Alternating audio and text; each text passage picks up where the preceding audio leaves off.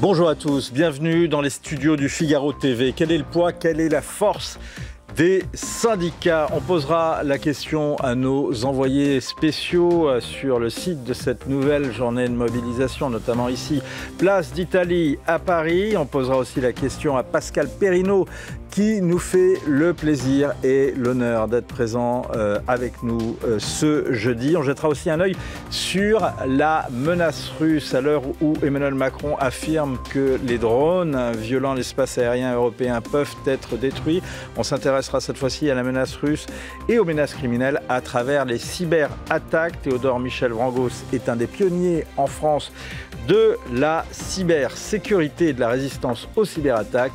Il est aussi aujourd'hui l'invité de Point de Vue.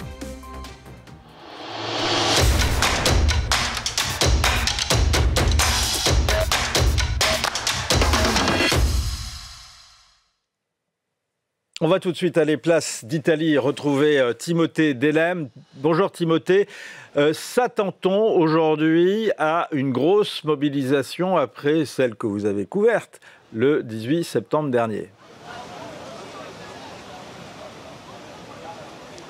Bonjour Vincent, eh bien écoutez, nous aurons la réponse d'ici quelques heures. Le début du cortège ici à Paris est prévu à 14h. Ce qui est certain en tout cas, c'est que les syndicats annoncent un front uni ici pour cette nouvelle journée de mobilisation. La CGT, la CFDT, FO, Sudrail et puis bien sûr l'UNSA, Solidaire également. Vous voyez d'ailleurs ces militants qui sont juste derrière moi et qui sont en train de se rassembler petit à petit pour le début de ce cortège parisien. Des syndicats qui espèrent mobiliser en nombre, comme il y a 2 semaines où près de 500 000 manifestants avaient battu le pavé un peu partout en France. D'après les chiffres du ministère de l'Intérieur, ils étaient 1 million d'après les chiffres de la CGT. Rien ne dit en tout cas que les cortèges seront aussi fournis cet après-midi. D'après d'ailleurs les indiscrétions de la place Beauvau au Figaro, il pourrait être moins de 400 000, nous dit-on, cet après-midi dans toutes les rues de France. Un cortège, pour ce qui est du cortège parisien qui doit s'élancer, donc je le disais, à 14h depuis cette place d'Italie dans le 13e arrondissement de la capitale pour rejoindre la place Vauban à côté des Invalides, à côté de l'Assemblée nationale également. Trajet de 5 km pour ces manifestants sous évidemment le regard, la surveillance aiguë des forces de l'ordre. Vous savez que le préfet de police de Paris, Laurent Nunez, a communiqué ce chiffre. 5000 forces de l'ordre seront déployées tout au long de l'après-midi à l'intérieur de la capitale à Paris et puis dans toute l'agglomération parisienne. Merci beaucoup Timothée, on va continuer de suivre ça avec vous. On vous retrouve dans une vingtaine de minutes. Bonjour Pascal Perrineau. Bonjour. Peut-être d'ailleurs une observation aujourd'hui, enfin c'est plutôt une question à l'observateur que vous êtes. Le trajet, vient de nous dire Timothée Delem, est entre la place d'Italie et la place Vauban, entre la place d'Italie et à quelques encablures de l'Assemblée nationale, même si on n'en est quand même pas tout près. Est-ce que l'observateur que vous êtes se dit « Ah, attention, il peut y avoir des choses », oui. Surtout avec une double actualité, on y reviendra d'ailleurs, qui se passe en ce moment à l'Assemblée nationale. Tout à fait. On se rapproche des lieux du débat, et des lieux du débat budgétaire, et du lieu, l'Assemblée nationale, où le nouveau Premier ministre, Sébastien Lecornu, fera sa déclaration de politique générale. Et à ce moment-là, découvrira, bien sûr, le dispositif qui est le sien, et on verra si à ce moment-là, il est capable ou non de convaincre ou d'attirer une abstention, j'allais dire, relativement bienveillante de ceux qui ont pris maintenant une habitude, c'est de faire tomber le gouvernement. Je reviens à la mobilisation syndicale. Que pèse aujourd'hui une mobilisation syndicale dans l'opinion? Alors, la mobilisation syndicale paie davantage que celle des partis. Parce que les partis, eux, ont un vrai problème de représentativité de l'électorat. Ce sont de tout petits appareils qui ne représentent presque rien. Les syndicats français sont des poids légers aussi. Il faut savoir qu'entre 8 et 10% de la population salariée appartient à un syndicat. Mais là, ils sont tous dans la rue, il y a un front uni, une intersyndicale. Ils représentent davantage que les appareils partisans. Mais enfin, on en est à la 3e mobilisation, le 10 septembre, le 18 septembre, le 2 octobre. Et on a l'impression, d'après les premiers renseignements, que l'impact de cette mobilisation syndicale, l'appel à la grève, ne rencontre pas un mouvement irrésistible. Les indicateurs dans la matinée de ce jeudi, en tous les cas, étaient tous à la baisse. Ils sont tous à la baisse et on devrait avoir dans les rues, en dépit du beau temps qui semble présider... Je ne vais pas présumer de ça parce qu'on ne sait pas quand on fera la rediffusion à 20h, peut-être qu'il y aura une grande mobilisation, mais enfin, en tous les cas, dans la matinée, ce n'était pas le cas. Bien sûr. Mais le rapport de force continue et il faut bien voir que le Premier ministre, Sébastien Lecornu, a privilégié, au fond, quelque peu, le rapport avec les syndicats. Il les a reçus à de nombreuses reprises. Il leur a écrit une lettre où il commence à ouvrir un peu les perspectives d'une négociation. Pour l'instant, il ne convainc pas. Mais... il se disait, je ne convainc pas les partis, je vais essayer de convaincre les syndicats. Bon, ben voilà, pour l'instant, il ne convainc pas. Mais enfin, il y a des ouvertures qui sont faites. Il y a des ouvertures en particulier sur le dossier des retraites. Et là, on a appris il y a quelques minutes des ouvertures en termes de fiscalité sur les petits salaires. Mais est-ce que justement, deux questions... avant de revenir sur les ouvertures éventuelles de Sébastien Lecornu, première question d'abord, est-ce que, vu que le Premier ministre marquait et fait des ouvertures, en tous les cas au niveau de la forme, au niveau de la méthode vis-à-vis des syndicats, est-ce que ces mêmes syndicats ont eu raison de maintenir la mobilisation avant la nomination du gouvernement? Les syndicats, vous savez, on est en France, ce sont des syndicats dans lesquels il y a encore tout l'héritage presque du syndicalisme révolutionnaire. C'est un syndicalisme qui est davantage, en particulier pour Sud, même la CGT, un syndicalisme de pression. On fait pression à partir de la rue. Et quand vous écoutez le discours de Madame Binet, la patronne de la CGT, c'est très présent, cette stratégie de la pression. Les syndicats davantage réformistes, en particulier comme le premier syndicat français, la CFDT, voilà, sont également dans l'intersyndicale. Mais pour eux aussi, si on écoute Marie-Lise Léon, la patronne de la CFDT, le compte n'y est toujours pas. Donc ils maintiennent la pression, mais le débat, peu à peu, il va aller de la rue à l'Assemblée nationale.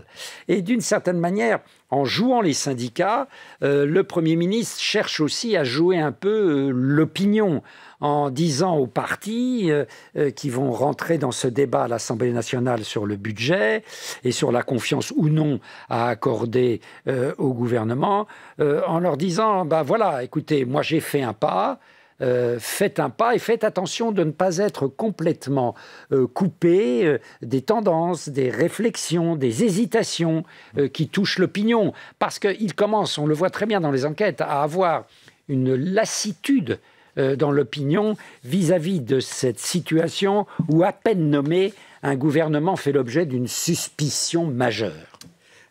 Est-ce que, justement, les premières communications de Sébastien Lecornu, que vous évoquiez tout à l'heure, ne visent pas justement à lever cette suspicion? D'après des confidences qui ont été faites à l'AFP, on reviendra peut-être sur la forme d'ailleurs, l'analyse de cette communication, d'après des confidences qui sont faites à l'AFP, Sébastien Lecornu examinerait plusieurs mesures liées au pouvoir d'achat. Le fait de vivre de son travail, le reste à vivre demeure une des premières préoccupations des Français, disent les membres de cet entourage à nos confrères de la première agence d'information française. Et il évoque une défiscalisation et un allègement des charges sociales sur les heures supplémentaires, une baisse d'impôts également pour les couples payés au SMIC, ainsi que le rétablissement de la fameuse prime Macron qui vise à partager la valeur au sein des entreprises en étant précisément exonérés d'impôts ou de cotisations sociales. Alors, on voit bien que Sébastien Lecornu privilégie dans ses rumeurs qui habilement vont de l'Élysée vers l'AFP, il cherche à privilégier le facteur travail et la question du pouvoir d'achat. Et en cela, il n'a pas tort. C'est, toutes les enquêtes le montrent, la première et de loin préoccupation des Français, quelle que soit leur sensibilité politique, de gauche à droite en passant par le milieu et ceux qui n'ont aucune sympathie partisane, la question du pouvoir d'achat et de la rémunération du travail est essentielle. Et là, on voit qu'il y a toute une série de mesures qui tente d'aborder cette question de la rémunération du travail, de ne pas trop peser en particulier sur le travail des familles modestes, en particulier des familles qui vivent avec le SMIC, et puis en même temps d'essayer de négocier, même si le conclave sur les retraites déclenché par Bayrou n'avait pas marché, mais on retient du conclave certaines idées qui avaient pu séduire une partie du mouvement syndical, et je pense en particulier à la CFDT, sur les travaux pénibles, la pénibilité, l'usure professionnelle, et surtout sur les retraites des femmes. Qui très souvent, on le sait, peuvent poser problème. Et là, Sébastien Lecornu laisse entendre que sur ce dossier des retraites, travaux pénibles, travaux des femmes, il est prêt à bouger. Alors, est-ce qu'il n'y a pas une forme de synthèse non hollandienne dans ce genre de proposition qui, à la fois, effectivement, pourrait convenir aux syndicats réformistes et qui pourrait également convenir à une partie de la droite, voire acheter, entre guillemets, la neutralité bienveillante du RN? Oui. C'est-à-dire qu'en effet, on le sait très bien, Sébastien Lecornu, c'est une mission de la dernière chance, et c'est une mission très difficile. On l'a vu avec Michel Barnier, bien sûr, et avec François Bayrou. Et donc, il le sait, parce qu'il a de l'expérience politique, Sébastien Lecornu. C'est très difficile. Donc, il faut acheter le soutien. Là, il a sécurisé, j'allais dire, son camp. Il a sécurisé, il a commencé par eux d'ailleurs, la majorité présidentielle ou ce qu'il en reste. Et puis, il faut bien sûr garder dans le dispositif LR.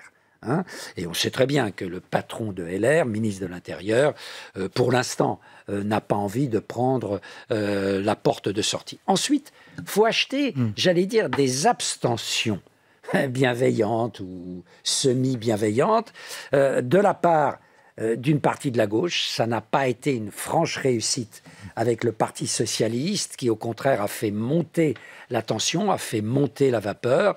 Donc là, oui, il y a d'une certaine manière la possibilité d'acheter éventuellement une bienveillance de la part du groupe RN. D'une certaine manière, ce qui s'est passé hier à l'Assemblée nationale avec deux vice-présidences qui sont revenues au Rassemblement national devrait rassurer une partie du Rassemblement national. On verra ce qui se passe aujourd'hui avec le choix dans les commissions et les présidences de commissions à l'Assemblée nationale. Mais attention, souvenons-nous de Michel Barnier. Michel Barnier avait fait beaucoup d'efforts pour acheter cette neutralité du Rassemblement national. Ça n'avait pas empêché le Rassemblement national, le moment venu, de voter la défiance. Et on sait très bien que le Rassemblement national peut être une force politique un peu pressée, parce qu'il a l'impression, à tort ou à raison, que, en mettant en cause la responsabilité du gouvernement et en le faisant tomber et en déclenchant peut-être la dissolution, ça serait aujourd'hui la force la mieux placée. Elle serait peut-être la force la mieux placée. Effectivement, il y a un certain nombre de sondages qui paraissent sur la question. Précisément, il y a un certain nombre de sondages, notamment sur la prochaine présidentielle. Et ces sondages propulsent effectivement le RN à un niveau inédit. Oui. Qu'est-ce que ça vous inspire? La progression continue. Elle continue doucement, mais elle continue. Le Rassemblement national bénéficie du fait que ça n'est pas un parti de pouvoir. Il n'a jamais exercé le pouvoir, ni dans un département, ni dans une région, ni bien sûr au plan national, et à peine dans quelques communes. La seule commune de plus de 100 000 habitants qui est dirigée par le Rassemblement national, c'est Perpignan. Sur plus de centaines de villes, ça fait peu. Donc, il bénéficie de cette extériorité. Il n'a été dans aucune coalition de gouvernement dans la période récente. Et donc, il y a certainement chez une partie de Français, des Français qui se disent pourquoi pas essayer, pourquoi pas renverser la table. Cependant, attention, Le Rassemblement national est une force, c'est la première force politique française, ça devient presque un parti dominant avec les 33-35% d'intentions de vote qui lui sont prêtées dans ces sondages d'opinion, mais ça ne suffit pas pour accoucher d'un gouvernement stable. Ça, c'est parce qu'effectivement, on est dans l'hypothèse d'une présidentielle. Je voudrais, on va revoir justement ces sondages, parce qu'il y a quelque chose d'autre qui est frappant, et c'est le score, effectivement, que pourrait faire... Alors, on prête Édouard Philippe, ça, c'était une hypothèse. Il y a une autre hypothèse qui met Raphaël Glucksmann au-dessus d'Édouard Philippe. Est-ce que ça nous ramène à la polémique effectivement Cohen-Legrand, mais puisque c'était le fond de cette discussion porté sur cette hypothèse-là, et quand même quand on regarde, on voit que quelqu'un comme Raphaël Glucksmann a des chances. Oui, pourquoi? Parce qu'il y a une attrition du macronisme, de ce bloc macronien qui va d'Horizon à Renaissance en passant par le Modem. On le voit très bien. Il y a un rétrécissement électoral extrêmement fort et celles et ceux qui en sont l'expression, et au premier plan, Édouard Philippe en pâtissent, parce qu'Édouard Philippe était, il y a encore quelques semaines, au-dessus de 20%. Mais il est emporté d'une certaine manière par cette attrition. Et d'autre part, Raphaël Glucksmann, de quoi il profite? Il profite de l'émancipation de la gauche, disons, réformiste, relativement modérée, par rapport à LFI. Le fait que la gauche ait éclaté a servi pour l'instant beaucoup plus la gauche modérée que la gauche de la gauche. On le voit, Jean-Luc Mélenchon est à 12%, alors qu'il flirtait avec les 20% à la dernière présidentielle. Mais Pascal Perrineau, vous qui êtes de cette famille des politologues qui voient le temps long, vous vous souvenez des 2 précédentes élections présidentielles, d'où a commencé Jean-Luc Mélenchon en début de campagne et où il est arrivé. Dans cette hypothèse, on revoit peut-être les chiffres encore une fois, est-ce que Mélenchon ne pourrait pas, comme on le dit, avaler Raphaël Glucksmann, comme Raphaël Glucksmann a été avalé après les élections européennes de l'an dernier?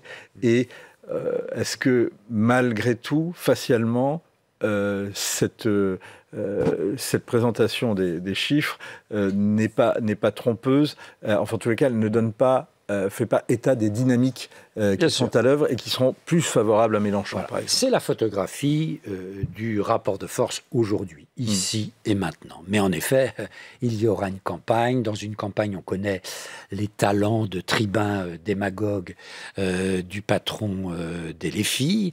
Mais attention, ce qui a changé par rapport aux 2 précédentes présidentielles, c'est le rejet massif de Jean-Luc Mélenchon. Vous savez, aujourd'hui, on teste les soutiens, qui d'ailleurs sont souvent modérés, que l'opinion apporte aux hommes et aux femmes politiques, mais on teste aussi les rejets.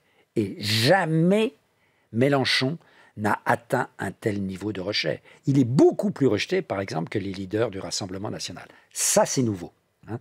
Il est plus rejeté à droite ou à gauche? Il est rejeté absolument, alors bien sûr à droite, c'est assez normal, il est rejeté beaucoup dans le bloc central, et il est rejeté dans toute une partie de la gauche. Vous avez des électeurs de gauche modérés aujourd'hui qui ne veulent plus entendre parler de Jean-Luc Mélenchon. Tous les jours, si vous voulez, Jean-Luc Mélenchon insulte la gauche modérée en disant que ce sont des traîtres, des sociaux-traîtres, etc. Oui, mais ça fait quand même des années qu'il fait ça, il en a même créé, c'est comme ça qu'il a claqué la porte du Parti Socialiste, ça n'a pas empêché à chaque fois quand même les électeurs de voter pour l'alliance avec Mélenchon. Oui, mais là, ce mythe de l'union de la gauche s'est écroulé avec l'écroulement du NFP. Le NFP est parti en lambeaux. Et regardez la manière dont les municipales, qui vont être le seul scrutin, se préparent. Vous avez, dans de nombreuses villes de France, des affrontements entre les filles et les socialistes, jusqu'au cœur de municipalités socialistes, qui se préparent. Cela montre que ça ne va pas fort à gauche.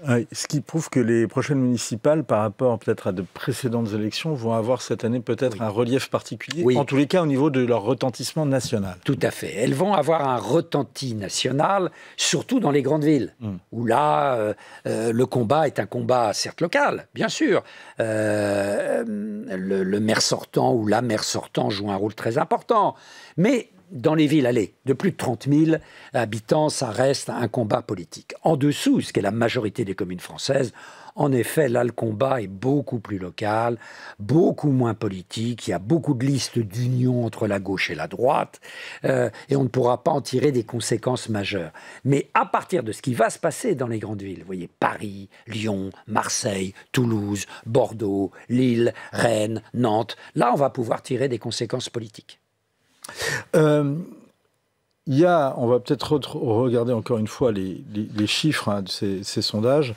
Il y a un autre chiffre qui, je trouve intéressant, c'était le score dont est crédité Bruno Retailleau. Est-ce que vous avez d'ailleurs, est-ce qu'il n'existe pas d'autres indicateurs qui même montrent que le patron de LR serait plus haut ? Oui, il y a quelques indicateurs qui montrent parce que tout dépend de la configuration de candidature.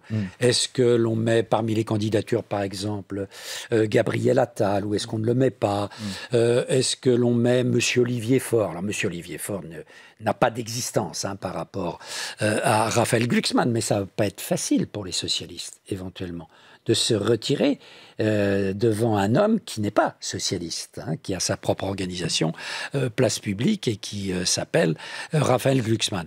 Et Bruno Retailleau, lui, au contraire, il est sur une pente ascendante.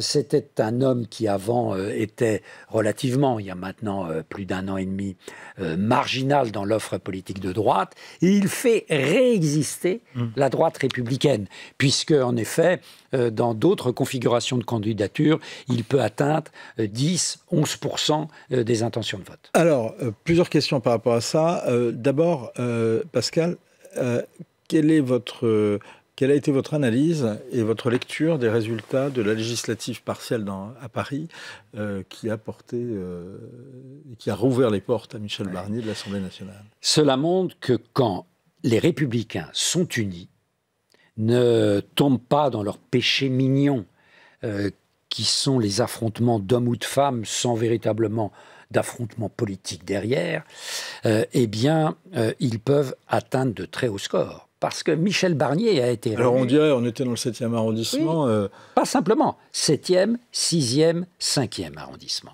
Et quand vous regardez le second tour, 62%, c'est un pourcentage élevé. Contre une candidate de gauche... peu de participation. Peu de participation, bien sûr, comme dans toutes les partielles, mais contre une candidate de gauche qui n'était pas n'importe qui, Madame Frédérique Bredin. Donc, c'est un très bon profil score. plus candidature du 5e arrondissement. Bien sûr. Et d'ailleurs, elle avait fait un bon score au premier tour dans le 5e arrondissement. Mais Michel Barnier est redevenu au second tour majoritaire dans les 3 arrondissements. Le 7e, sociologiquement, il n'y a pas de surprise. Le 6e, mais aussi le 5e. Qui avait accordé aux forces de gauche une position importante au premier tour, ce qui montre que quand LR est uni autour d'hommes et de femmes de poids, il peut créer une véritable dynamique. Ce qui coûte cher en ce moment, peut-être à une continuation de la dynamique Retailleau, c'est le conflit qu'a décidé d'ouvrir Laurent Wauquiez au sein d'LR. Ça lui coûte certainement cher. Est-ce qu'il peut rester surtout au gouvernement à l'heure où on vient d'augmenter le nombre de visas pour les étudiants algériens? Oui. Alors, il faut être prudent sur cette augmentation de visas pour les étudiants algériens. C'est une décision qui est en fait liée certainement à une amélioration des dossiers qui avaient été déposés. Vous savez, à la fin des fins, ce sont les universités, les grandes écoles techniques qui disent ce dossier, on peut le retenir. Et ça touche, si ma mémoire est bonne, 8000, je crois, environ. C'est l'ordre de grandeur. Voilà, c'est l'ordre de grandeur. Ce jeudi soir, à 22h30, Alexandre Devecchio revient sur la question de l'union des droites dans un nouveau numéro d'Esprit Libre. Est-ce qu'elle est désirée par les électeurs et est-ce qu'elle peut électoralement fonctionner? Alors, l'union d'abord du grand parti historique de la droite qu'est LR est désirée par les électeurs. Les gens veulent que ça cesse ces bisbilles. Hein, surtout c'est pas parti pour, apparemment, provoquer Retailleau. Et pourtant, vous voyez, les adhérents de LR, à la suite d'un grand mouvement d'adhésion, avaient donné une victoire imparable à Bruno Retailleau, hein, qui a provoqué l'ire, certainement, de celui qui avait été battu. Mais de temps en temps, il faut admettre son échec, à savoir Laurent Wauquiez. Au-delà, en revanche, les électeurs de droite classique sont très divisés. Certains électeurs tournent plutôt leurs yeux du côté du centre et du bloc central et verraient plutôt l'alliance, qui est l'alliance d'aujourd'hui, au fond, hein, qui est l'alliance qui va de LR jusqu'à Renaissance. D'autres, en effet, voient plutôt un élargissement et une union des droites avec les droites extrêmes, que ce soit le Rassemblement national ou Reconquête, avec cependant une interrogation. Ça serait à ce moment-là, si c'était le scénario, l'alliance d'un tout petit parti avec un très grand parti. Et la crainte serait d'avoir les miettes du banquet. Alors, c'est tout à fait ce qui est au centre d'ailleurs de ce débat que j'invite les spectateurs à regarder ce soir, parce qu'on est au cœur effectivement de ce questionnement et de cette problématique. Et c'était très intéressant de vous entendre sur ce sujet. Une dernière question, Pascal Perrineau. Effectivement, on l'a évoqué tout à l'heure où nous parlons, de nouvelles élections ont lieu au sein des bureaux de l'Assemblée nationale. On a l'impression que c'est un retentissement national. C'est pas un exercice purement formel ? Ça ne l'avait pas été la dernière fois.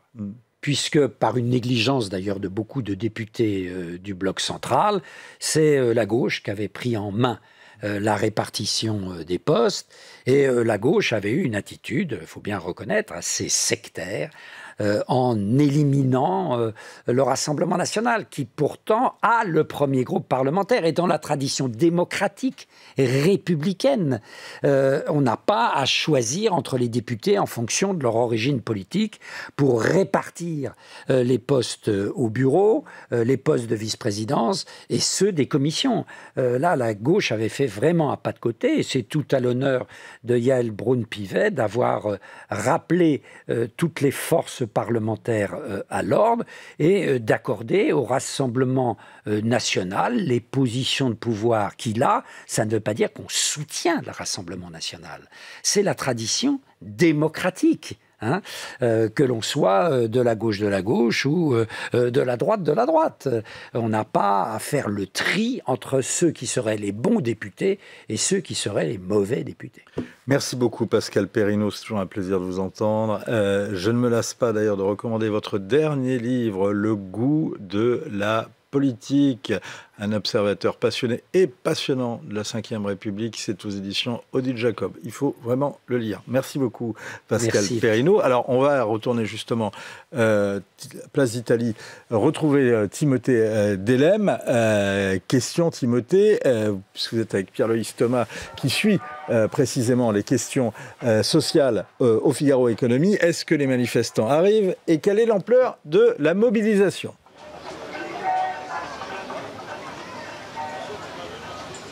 Oui, justement, parce que c'est effectivement l'un des enjeux, peut-être même l'enjeu principal de cette journée de mobilisation aujourd'hui. Est-ce que les militants vont répondre présents? On le disait tout à l'heure, moins de 400 000 personnes attendues d'après les chiffres de la place Beauvau. Ce serait donc un chiffre en baisse par rapport à la manifestation d'il y a 2 semaines. Pierre-Loïs Thomas, bonjour, merci d'être avec nous. Vous suivez justement ces mouvements sociaux pour le Figaro. Les syndicats aujourd'hui jouent gros quand même parce que c'est de leur capacité à mobiliser dont il est question aujourd'hui. Effectivement, les syndicats jouent gros parce que c'est un moyen de maintenir la pression sur Sébastien Lecornu. C'est ce que disait Sophie Binet le 18 septembre dernier. C'était de le faire tant qu'il est chaud. C'est-à-dire continuer à mobiliser les militants et dire le budget va se construire avec nous dans la rue. C'était un peu le mot d'ordre de la dernière fois et on voit effectivement une mobilisation en baisse. Alors on sait que c'est difficile pour les syndicats de mobiliser sur une ébauche de budget ou des rumeurs de budget. Et je pense que c'est ce qui peut leur porter un peu préjudice, c'est-à-dire que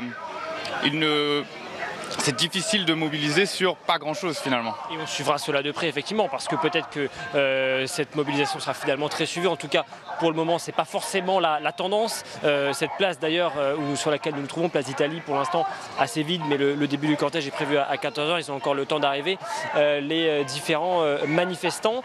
Il y a eu un élément important, c'est cette lettre adressée par le Premier ministre Sébastien Lecornu hier aux organisations syndicales, avec donc notamment ces 5 leviers de négociation, mais ça n'a pas été très bien reçu finalement par les syndicats. Non, en fait les syndicats l'ont vécu comme une espèce de continuité de leur rencontre avec Sébastien Lecornu la semaine dernière. On sait que c'était assez mal passé, ils étaient ressortis de là plus motivés que jamais. Et d'ailleurs, c'est ce qu'a dit Sophie Binet encore à la réception de cette lettre. C'est-à-dire qu'elle disait, si c'est pour nous motiver à plus nous mobiliser, il a très bien réussi. Donc cette lettre, au lieu d'apaiser les tensions, a peut-être même jeté de l'huile sur le feu face à ces syndicats. Alors effectivement, Sébastien Lecornu a quand même essayé de faire des pas vers eux, c'est-à-dire en proposant d'inscrire notamment des mesures pour améliorer la retraite des femmes. On sait que c'était chose qui avait été vue pendant le conclave, qui avait été entérinée entre syndicats et patrons pendant le conclave. Il a aussi proposé justement ces négociations sur 5 sujets majeurs, des sujets qui sont assez chers aux syndicats, comme l'amélioration des conditions de travail, la réforme de l'appareil productif en France. On sait que c'est des sujets dont parlent beaucoup les syndicats, notamment la CGT. Et donc, effectivement, on aurait pu penser que ça pouvait apaiser justement les tensions. Or, il n'en est rien. Mais on a vu ce matin encore de nouveaux pas de Sébastien Lecornu, comme avec cette proposition, en tout cas cette hypothèse de baisser l'impôt sur le revenu pour les couples bénéficiant du SMIC. Prime Macron également. Exactement, le retour de la prime Macron. Donc on voit qu'il y a une espèce d'effort pour augmenter le pouvoir d'achat, et c'est un peu ce que demandent aujourd'hui les syndicats, plus de justice fiscale et plus de justice sociale. Voilà, c'est les mots d'ordre en tout cas qui sont les mots d'ordre de la mobilisation d'aujourd'hui. Ouais. La question c'est est-ce que ça suffira? Je pense par exemple effectivement à la question de la retraite des femmes. C'est quelque chose qui est dans le débat public déjà depuis très longtemps, depuis cette réforme des retraites. Ce que disent les syndicats aujourd'hui, c'est que ça ne suffira pas. Non, alors les syndicats pour le coup demandent, alors si ce n'est l'abrogation, certains syndicats demandent l'abrogation, mais en tout cas la suspension de la réforme des retraites en attendant la présidentielle de 2027 où ils pensent que ce sujet va être redébattu finalement. Et donc là, ce pas, qui était d'ailleurs un pas qu'avait déjà commencé à faire François Bayrou lors des annonces le 15 juillet dernier, en annonçant justement qu'il reprendrait ses conclusions du conclave dans son projet de loi de financement de la sécurité sociale. En fait, je pense que les syndicats s'attendaient à plus et c'est pour ça qu'ils continuent de se mobiliser aujourd'hui. Ouais. Quel est aujourd'hui justement l'état d'esprit de ces syndicats, de ces organisations de travailleurs? Le point presse d'ailleurs à 13h, vous y serez dans quelques instants ici sur cette place d'Italie. Mais on a déjà une idée de ce qu'ils vont nous dire à nous les journalistes sur ce point presse aujourd'hui. On maintient la pression. Alors, on maintient la pression. Il y a différents sons de cloche, c'est-à-dire que on a vu Sophie Binet qui paraissait très déterminée justement à maintenir cette pression. On a vu aussi Frédéric Souillot de chez FO qui appelait à une grève reconductible à partir d'aujourd'hui.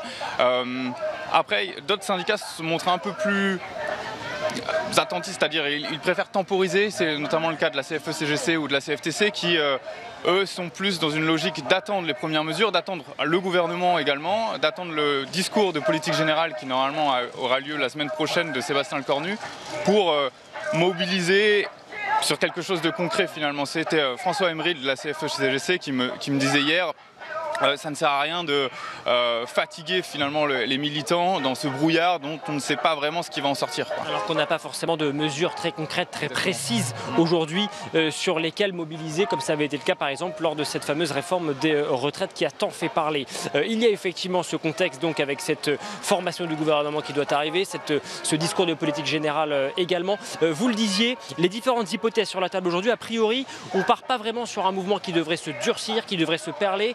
On est plutôt dans une situation où on va attendre de voir ce qui va advenir de ce budget, de ce gouvernement.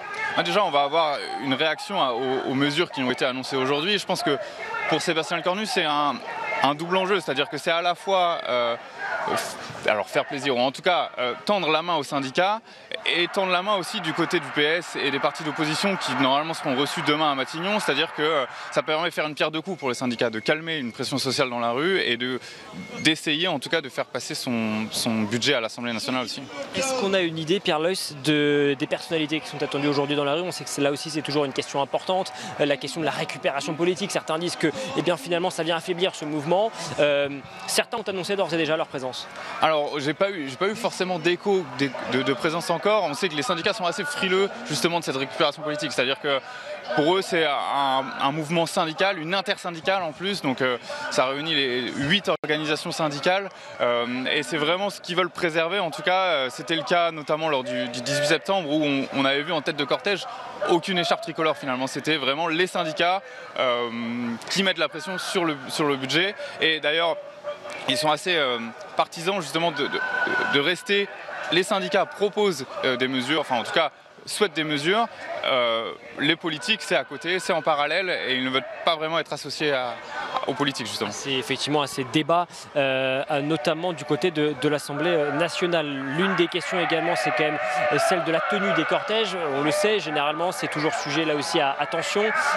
Laurent Nunez a affirmé, alors que ça y est, on est en train de tester les sonos là, du côté de l'UNSA, le début de la manifestation est imminent. Oui, je disais, Laurent Nunez, préfet de police de Paris, qui disait 5000 policiers et gendarmes mobilisés à Paris et dans toute l'agglomération parisienne. Aujourd'hui, les syndicats, ils n'ont aucun intérêt à ce qu'il y ait des débordements, à ce qu'il y ait des groupes de casseurs qui viennent s'immiscer dans ces cortèges. Ah non, je pense que les syndicats n'ont jamais finalement intérêt à ce qu'il y ait des groupes de casseurs. C'est-à-dire que quand il y a des groupes de casseurs, on parle beaucoup de la casse et on s'attarde peut-être un peu moins sur le fond.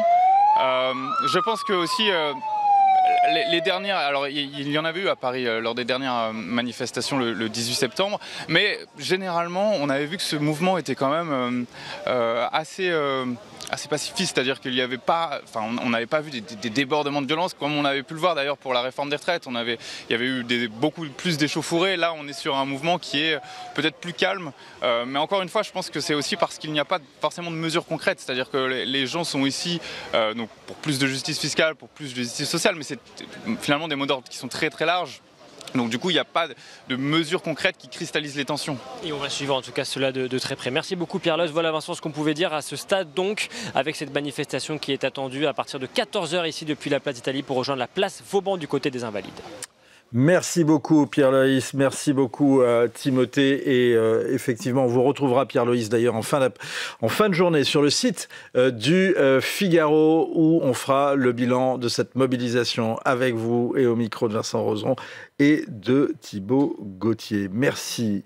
Dans l'actualité également, je vous le disais tout à l'heure en début d'émission, nouvelle déclaration d'Emmanuel Macron suite à cette affaire des survols de drones au-dessus du territoire européen. Les drones violant l'espace aérien peuvent être détruits. C'est ce qu'a répété le chef de l'État en marge du sommet qui se tient actuellement à Copenhague. On va revenir sur cette question des menaces russes dans leur ensemble. Bonjour Théodore Michel Vrangos. Bonjour Vincent. Est-ce que en matière de cybercriminalité, de cyberattaques, est-ce que les Russes sont plus forts que nous ? Je dirais oui, parce qu'ils sont beaucoup, et ils mettent beaucoup de moyens, comme la Corée du Nord d'ailleurs. Donc ils ont, je dirais, quelqu'un qui veut faire du mal a une avancée sur ceux qui se défendent et qui respectent les lois et qui sont dans la lignée de la normalité et du respect. Donc oui, ils ont une avancée, ils ont des divisions qui travaillent dessus. L'intelligence artificielle a amené aussi des outils dans les mains des hackers, structurés ou pas d'ailleurs. Et voilà, c'est un sujet permanent. Est-ce que nous manquons de vigilance ou est-ce que nous manquons de prudence ? Je veux parler d'un point de vue chef d'entreprise d'une société dans la cybersécurité. Je pense qu'on manque... C'est en cette qualité que je vous posais cette question. Non, mais ce que je voulais dire, c'est que je ne vous réponds pas en tant que politique, je vous réponds en tant que ce que je vois sur le terrain. Et donc, du coup... Ce qui m'intéresse. Parfait. Donc, on manque peut-être de compréhension, les entreprises notamment, de à quel point la cybersécurité est importante. À quel point une attaque, que ce soit avec une visée plutôt politique ou une visée plutôt mercantile, parce qu'il y a beaucoup de vols de données, il y a beaucoup de chantage. C'est la question qu'on se pose d'ailleurs. Est-ce qu'on est démunis face à la Russie et aux criminels? On pourrait dire à la Corée du Nord, à l'Iran, face aux États qui pratiquent la cyberattaque. Donc, on a un manque de... Je pense que la moyenne a augmenté, c'est-à-dire la sensibilité au sujet a beaucoup augmenté, mais on a quand même un défaut d'imagination, de voir de manière concrète ce que ça peut impliquer, ce que ça peut donner. Et quand on voit, juste un exemple, on voit actuellement, on va prendre un exemple qui est pas loin de chez nous, il y a eu un exemple avec Marks & Spencer, la chaîne de magasins anglais qui a perdu 300 millions quand même, 300 millions d'euros dans une attaque basée sur du ransomware, comme on appelle ça, qui a bloqué les systèmes. Le ransomware, c'est-à-dire que on dit si vous ne donnez pas tant de sommes d'argent, alors on vous continuera de vous bloquer ou on ne vous donnera pas le code qui permettra de débloquer. Voilà. Donc ensuite, il y a un manque, clairement un manque de priorisation des besoins en cybersécurité par les entreprises. Et typiquement dans ce cas de figure de cette chaîne de magasins, l'attaque, c'était une attaque par ce qu'on appelle, nous, le social engineering. C'est-à-dire qu'ils ont manipulé un service interne de l'entreprise qui était externalisé en Inde, parce que c'est moins cher. Et donc, ils ont manipulé le call center de cette société qui assurait le support informatique. Et par cette manipulation humaine, ils ont pu s'introduire dans le système et déposer et faire du mal, etc. Très intéressant. On s'arrête peut-être sur cette affaire. C'est très important ce que vous dites. Si je vous suis, c'est en rentrant dans les systèmes d'un des agents de ce call center qui était en Inde qu'on a pu lancer cette opération, enfin que les malfaiteurs ont pu lancer cette opération de déstabilisation. Comment ça se passe ? On envoie un message à un de ses employés dans les call centers. Il y a toute une phase d'analyse. Donne ses codes. Ouais. En fait, ce qui se passe, c'est que quand on a une attaque de ce type-là, il y a un temps plus ou moins long qui est un temps d'analyse et d'observation des pratiques, des comportements, du mode opératoire d'un support. Est-ce que le support est au sein de l'entreprise ou est-ce que le support informatique, je parle, il est externalisé? Est-ce qu'un opérateur télécom a son call center quand on appelle tel opérateur télécom? On sait que les call centers sont dans d'autres pays avec des étudiants qui bougent énormément. Donc, en fait, les hackers analysent tout ce système, tout cet écosystème, en fait, et ils comprennent le mode de fonctionnement, ils comprennent les enjeux, et donc, en fait, après, ils attaquent via des arguments. Typiquement, là, c'était une attaque en disant, ben voilà, je suis directeur de telle entité, j'aimais bien, je suis avec des clients face à moi, j'aimais bien, je n'arrive pas à me connecter, envoyez-moi un lien pour que je puisse me connecter pour présenter ma présentation, parce que les gens attendent. Enfin, une pression qui est donnée à des gens, on a la même chose avec la fraude du président, hein, mais donc une pression qui est poussée finalement à des je veux pas dire des ingénieurs de support qui connaissent pas bien le milieu de l'entreprise pour laquelle ils bossent parce qu'ils sont externes. Donc pression des hackers qui se font passer pour quelqu'un d'autre.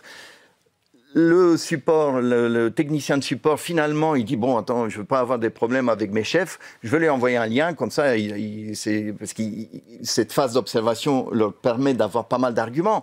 Je suis dans telle entité, je suis dans telle salle, avec telle personne. » Donc, il donne un contexte qui montre qu'ils connaissent. Et donc, il manipule le technicien de support. Le technicien envoie un lien sans contrôle, sans filtrage, et là, paf, le mal est fait. Et pire que ça, ce qui s'est passé dans ce cas de figure, c'est que ces deux techniciens qui étaient en Inde et qui assuraient le support, finalement, à un moment donné, ils se rendent compte qu'ils ont fait quelque chose qu'il ne fallait pas faire, d'envoyer un lien, ces actions-là, il ne fallait pas les faire. Donc, qu'est-ce qu'ils font? Ils vont voir leur chef. On dit, mais finalement, on a fait quelque chose, mais on n'est pas sûr de nous. Et le chef leur dit, mais non, non, vous dites rien. Vous dites rien parce que, bon, on ne veut pas avoir des impacts sur le paiement, parce que donc, vous dites rien, et puis, bon, là, c'est passé, c'est fini. Mais en fait, c'est pas passé, c'est fini. Le mal a été fait, et puis ça a coûté 300 millions. Qu'est-ce que vous appelez la fraude au président? La fraude au président, c'est exactement le même principe. C'est, je suis quelqu'un de l'extérieur. Bon, il y a eu différentes versions. Hein. Il y a la version du téléphone. Je me fais passer pour le président de la boîte. J'appelle le comptable ou d'une filiale. Ou je me fais passer pour le patron d'une filiale et j'appelle le comptable, le directeur financier. Je lui dis que je suis en train de signer un contrat avec une acquisition hyper stratégique, confidentielle. Il ne faut pas en parler, etc. Et donc, il faut qu'il fasse un virement sur tel compte, etc. Et donc, je manipule avec beaucoup d'informations et le comptable, sous la pression, fait le virement. On revient toujours d'ailleurs à ce qui est la base à la fois de l'escroquerie ou de la désinformation. On disait 80% de faux, 80% de vrai et 20% de faux. Quelle est la cyberattaque la plus, j'allais dire, en étant un petit peu familier, la plus dingue auquel vous avez été confronté? Bon, il y a différents types d'attaques, en fait. On voit, je vais vous dire, ce qui nous fait peur actuellement dans ce monde, ce sont des attaques sur les moyens de paiement, par exemple, qui peuvent bloquer les paiements, et c'est un sujet important. Quels sont les types d'attaques qu'il y a sur ça? Non, elles sont similaires. Oui. Elles sont similaires. C'est toujours le fond est le même. C'est j'introduis quelque chose qui bloque, je demande un rançon ou je vole des données que je revends ensuite. Hein, c'est quelque chose qui s'est passé même cet été. Plusieurs entreprises ont été touchées par le vol des données, vol d'utilisateurs, des données utilisateurs, qui sont ensuite revendues sur le dark web. Sur le dark web. Alors, il y a deux choses différentes dans ce que vous dites, Théodore Michel Vrangos. Il y a d'abord, effectivement, cette menace de rançon, qui est en fait, cette nouvelle forme de cybercriminalité qui touche beaucoup les institutions. Ça touche les particuliers aussi? Ça peut, mais on n'a pas beaucoup de preuves. Et la deuxième chose... Ça touche ceux qui ont de l'argent. Ça touche ceux qui ont de l'argent. Voilà, la deuxième chose, c'est que vous citiez, c'était également le vol de données. À quoi sert le vol de données et à quoi sert le recel de données retrouvées sur utiliser les identités. Donc en fait, il y a une réutilisation d'identités. Dans quel but elles vont être utilisées? Dans un but de création de faux comptes bancaires, dans un but d'achat de leasing de voitures, dans plein. Par exemple, si mes données sont volées, par exemple, et revendues sur le dark web, quelqu'un peut utiliser mon identité pour acheter une voiture en leasing, par exemple, et sans que je m'en rende compte. Mais la première chose une identité avec son mot de passe et son adresse, parce qu'il y a différents types de données qui comportent le profil d'une identité, d'une personne, la première chose à faire, c'est aller sur ses comptes en banque, identifier, tenter et récupérer. Donc c'est pour ça qu'on dit que quand on entend parler d'une fuite de données, d'un vol de données quelque part, hein, chez un opérateur télécom, dans une banque, peu importe, il faut tout de suite changer ses mots de passe sur la banque en question ou sur les différents mots de passe et non pas utiliser évidemment le même password, le même mot de passe. C'est l'enfer. C'est l'enfer. Et maintenant, il faut mettre des points d'exclamation. On n'y arrive plus. Hein. Il y a une solution qu'on a. Les voleurs connaissent mieux nos mots de passe que nous. Hein, mais il y a une petite solution qu'on appelle le KeePass, qui est une petite base où on met les mots de passe différents sur différents systèmes et on retient que le mot de passe qui accède au KeePass. Oui. Bon, et on ne peut pas nous voler le KeePass. Ah bah, ça dépend où on le met, le qui passe. Ça dépend s'il est accessible ou pas. Mais effectivement, c'était le principe du mot de passe. Non, mais il y a une hygiène à avoir dans la vie d'aujourd'hui, hein, c'est évident. Vous êtes... est-ce qu'on a vraiment raison de faire confiance quand on nous promet la sécurité sur nos moyens de paiement ou notre identité ? Si on respecte un certain nombre de composantes, si on fait confiance à l'opérateur, en France, on a des gens qui sont très solides sur le sujet, qui prennent la cybersécurité de manière très solide. Je ne veux pas citer de nom, mais les fabricants de moyens de paiement, par exemple, des terminaux de paiement. Il y a un champion français, Ingenico par exemple, qui travaille énormément sur la partie cybersécurité.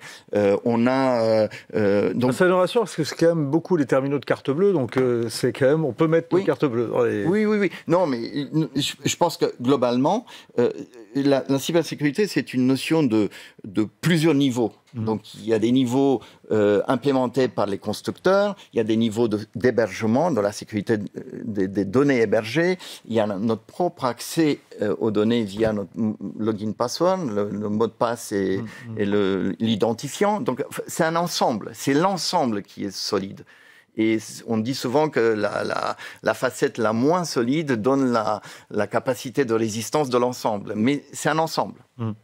Vous êtes un ingénieur et un entrepreneur à succès. Votre réussite est magnifique. Et vraiment, je recommande aux téléspectateurs et aux téléspectatrices de lire votre livre, qui se lit très facilement et on ne le lâche pas. On a l'impression qu'avec la cybersécurité, vous avez découvert la martingale. Oh, je sais pas. Non, dans le sens de la création, c'est-à-dire que le sujet m'a amené à la cybersécurité. C'est le secteur où la croissance est à 2 chiffres. Oui, mais oui, moi je suis un ingénieur, donc forcément, et je suis associé, je suis associé avec 2-3 ingénieurs de talent, donc la clé, c'est pas tant moi, mais la capacité à avoir des gens solides et compatibles et complémentaires avec moi. Mais la cybersécurité, c'est un nom assez récent, hein. On parle de cybersécurité depuis... 10-15 ans. Avant, on parlait de sécurité des systèmes d'information. Avant, on parlait de sécurité informatique. Vous dites que le secteur a plein de potentiel. C'est pas très rassurant. Ça dépend de quel sens. Pour moi, c'est rassurant. Et bien sûr, pour les actionnaires également, mais et aux salariés que vous intéressez. Mais de façon générale, finalement, quand on regarde, c'est assez inquiétant de voir que la cybersécurité prend autant de place. Ça prend de la place pour une simple raison, c'est que le digital dans notre vie prend beaucoup de place. Et notre digital, le monde digital, d'ailleurs, moi je lis Le Figaro sur mon téléphone le matin, tout passe, la banque, les assurances, l'e-commerce. Donc le monde digital est devenu hyper présent. Du coup, forcément, il faut le sécuriser. Il faut sécuriser. Votre spécialité, c'est le tracing. Non, le tracing, la traçabilité, c'est une des composantes de la cybersécurité. Et quand on crée une entreprise, donc on a créé notre entreprise il y a 20 ans, on s'est posé la question d'avoir une pointe de flèche. C'est hyper important de savoir quelque chose que les autres n'ont pas, parce que personne nous attend, personne nous a attendu. Donc du coup, notre pointe de flèche était la traçabilité de l'accès aux données sensibles. D'où le nom tracing. E-tracing, information, traçabilité de l'information. Est-ce que c'est un secteur où on peut tenir la croissance à 2 chiffres pendant des années ?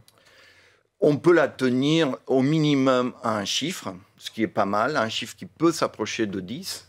On peut la tenir à 2, ça dépend des années, mais en général, on peut. Bon, cette année, en France, c'est une année compliquée.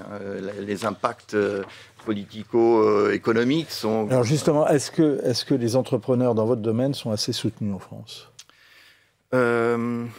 Oui. Je pense, enfin nous quand on a créé notre société, je racontais tout à l'heure, on a mis notre capital et on ne s'est pas payé pendant quelques mois et ensuite on s'est payé pendant 2 ans 800 €. Donc l'effort, il doit être là. L'effort est là et la plupart des créateurs d'entreprises font des efforts énormes. qui peut-être ne sont pas compris par la classe politique. Mais ça, c'est une autre histoire. Mais en France, on fait pas mal de choses. Toute la mouvance French Tech a été assez positive. Ça a donné des vagues de création d'entreprises. Ça a amené beaucoup d'emplois. C'est quand même très positif ce qui a été fait ces dernières années. Il faut la continuer. Et c'est là où la continuité politique est importante. Ce qui est intéressant aussi dans ce que vous racontez, dans ce que vous dites, c'est que les cadres supérieurs des grandes entreprises ont peur de se mettre en danger. Oui. Ah, vous l'avez écrit, hein. Oui, dans le sens, ils ont peur de se mettre en danger, oui, parce qu'on est dans un monde qui est quand même assez concurrentiel, où on défend nos places, et voilà, un créateur d'entreprise passe pour quelqu'un, pas social, mais bon, il est quand même bizarre ce type qui a fait des bonnes études et finalement il crée son entreprise. Allez, vous pourrez lire ça dans Cyberattaque et Poignée de main, c'est un livre absolument passionnant, un peu parfois déroutant, comme l'est le parcours de Théodore Michel Vrangos, mais c'est vraiment passionnant. Bravo encore, d'ailleurs. Merci. Et vous pouvez le trouver chez Novice. Point de vue, c'est fini. On se retrouve demain, même heure, même endroit. Merci beaucoup.